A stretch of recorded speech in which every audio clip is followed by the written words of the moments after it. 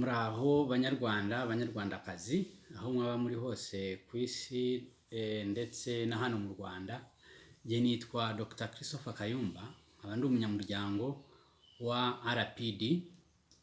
RPD ikaba ari ihuriro nyarwanda riharanira demokarasi mu Rwanda. Uru rubuga rwanyu rero buri munsi tuzatubaganiriza ku ngingo zitandukanye, ari ibintu bireba ubukungu bw'igihugu cyacu, ari ibintu bireba imibanire rusange y'abaturage, ndetse n'ukuntu tubana n'ibindi bihugu, ndetse n'ukuntu twatera imbere. Mbere y'uko mbagezaho icyo tuza kuganira uyu munsi, kambanze mbasabe ibintu bitatu. Icya mbere ni uko uru rubuga namwe mwarugiramo uruhari mugatanga ibitekerezo. Icya kabiri, mukiyabonesha ibyo bita subscription kugira ngo utazacikwa n'ibiganiro tuzadutanga bitandukanye. Icya nyuma, ndetse hari n'ibyo bita like, gukunda. Hari aho wapyonda, hari aho wakanda ugahita ukunda ibiganiro dukora, cyangwa nubwo waba utabikunze nabyo ukagaragaza uko ubibona. Ibitekerezo byawe ni ngombwa. Uyu munsi rero turaza kuganira ku bukire, ndetse ukuntu igihugu gikira, ndetse n'ukuntu ibihugu bikena. Iyo nsanganyamatsiko twayigezeho duhereye ku bintu abantu batandukanye bahora batubaza bati, ese gahunda zanyu ni izihe? Ibyo mushaka kudukorera ni ibihe? Bati, se buri u Rwanda kuki rugikennye? Ese rwakira gute? Iki kiganiro cyacu rero turaza kukigabanyamo ibice bitatu, ku buryo icya mbere ni igice kijyanye n'ukuntu muri rusange ibihugu bikira cyangwa bikena. Igice cya kabiri ni igice kijyanye n'impamvu u Rwanda rugikennye. Igice cya nyuma kiraza kuba kireba uko tubona u Rwanda rwakira ndetse rugatsinda ubukene, tukagira amahoro n'umutekano birambye, ndetse n'iterambere rirambye. Mbere y'uko nganira ku bintu bijyanye n'ukuntu ibihugu bikira cyangwa bikena, kambanze nibutse yuko hariho bamwe batekereza yuko kugira ngo igihugu gikire cyangwa gikene biterwa n'umutungo kamere icyo gihugu gifite.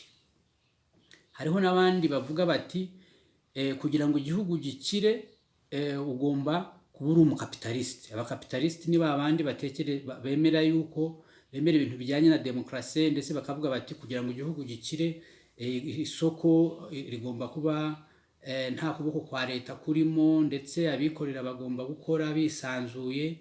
Ariko n'abakomunisite nabo bavuga yuko kugira ngo igihugu gikire umutungo waba ari rusange, ishyaka ryo risaranganya ubwo bukire bw'igihugu. Ndetse n'abapanafricanisite nabo bavuga yuko kugira ngo igihugu gikire nuko bagomba kwigobotora bagashaka buhake, hanyuma bakishyiriraho ubukungu bushingiye kuri bo, kuko bo babona ikibazo cy'ubukungu cyane cyane bwa Afurika gikomoka hanze ya Afurika, gikomoka kuri bagashaka buhake na politike itemerera ibikorerwa muri Afurika kujya ku masoko y'u Burayi na Amerika ku buryo busanzwe. Maze kuvuga ibyo ngibyo rero, ni byiza kwibaza kuki ibihugu bimwe bikira ibindi bigakena. Kugira ngo umenye impamvu ibihugu bimwe byakize, katuvuge nk'Ubuyapani, nk'Ubushinwa, nk'Amerika n'i Burayi, twabigabanyamo ibice bitatu. Twabirebera mu ngingo eshatu. Ingingo ya mbere ni uruhare rw'abayobozi na leta. Ingingo ya kabiri ni uruhare rw'umuturage ndetse n'umuryango. Uruhare rwa nyuma ni uruhare rw'abikorera ndetse n'uruhare rw'ubucuruzi. Kadutangire rero ku ruhare rw'abayobozi na leta. Icya mbere, ibihugu byakize byose bigaragaza yuko abayobozi bari bafite imitekerereze runaka yatumye bakira. Iyo mitekerereze twayigabanyamo nanone ibice bitatu. Igice cya mbere ni ikijyanye no kwemera yuko kugira ngo igihugu gikire, nubwo cyaba gifite umutungo kamere, abayobozi bagomba kubanza bakemera yuko umuturage ari we nkomoko y'ubukire, bityo leta ikamuha uburenganzira bwo gutekereza ibyo atekereje, byaba ari ibijyanye n'ubucuruzi, akabishyira mu bikorwa nta nkomyi. Iyo ni umutekerereze ya mbere. Iya kabiri, bakavuga bati kuko umuturage ari ukomokaho ubukire, tugomba gukora ubukungu aho umucuruzi, umunyenganda nawe yisanzura, leta ikamushyiriraho uburyo bwo gukora. Icya nyuma, bakavuga bati kubera ko nanone abaturage aribo bakomokaho ubukire, tugomba gushyiraho imibereho rusange aho abaturage bose bashyize hamwe. Icya kabiri, bizerana, icyo bita icyizere, ndetse bafite n'icyizere cy'ejo hazaza, aho bibona ko bafite inkomoko imwe, ndetse n'aho bagana ejo hazaza ari ahantu, ari urugendo bazafatanya, ndetse bakanashyiraho ibintu bakanagira inama abaturage y'uko bagira ibyo abongereza bita cooperation, imikoranire myiza hagati y'abaturage, ndetse n'imikoranire myiza hagati y'abaturage na leta. Iyo iyo myumvire ariyo iyoboye, iyo ideology ariyo abayobora bashingiraho, bituma bubaka n'inzego, tuvuge nk'urwego rushinzwe amategeko, rukora amategeko, rugakora amategeko meza atuma ubucuruzi bugenda neza, atuma abaturage bisanzura, atuma abari mu bucuruzi bakora nta nkomyi.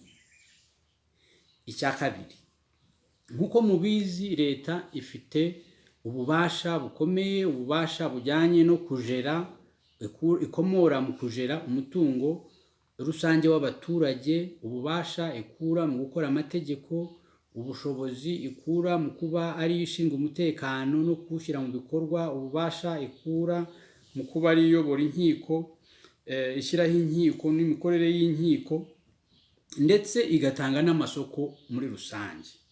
Iyo leta rero zikira, leta zituma ibihugu byabo bikira, bashyiraho uburyo butuma abikorera bakora nta vangura muri bo, bakora ku buryo imisoro bose bayitanga, bakora ahantu aho abantu bakorera leta baba ari abatuma bakora neza, atari abatuma bakora nabi, ndetse bagakoresha na politike y'ifaranga ndetse na politike y'imisoro mu guteza imbere iyo misoro.